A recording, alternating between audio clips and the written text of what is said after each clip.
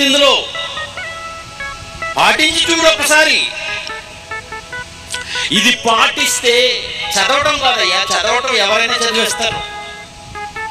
ఈ రోజు క్రైస్తవులు కాదు, క్రైస్తవేతరులు కూడా చాలా బాగా చదివేస్తున్నారు బైబిల్.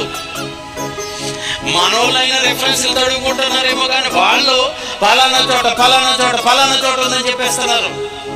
చదవటం కాదు, దీన్ని పాటించాలి.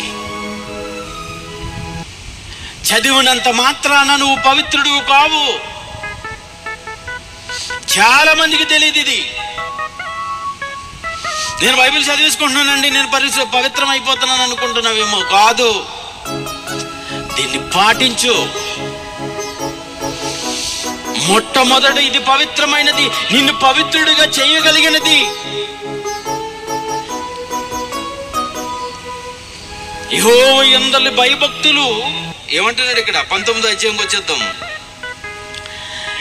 యెహోవా యందలి భయభక్తులు పవిత్రమైనది పవిత్రమైనది పవిత్రమైనది పవిత్రమైన ఈ జ్ఞానం, ఈ వాక్యాలు దేవుడంటే భయము నేర్పించే దేవుడు చెప్పినవే ఇవి, నేను పాటించాలి.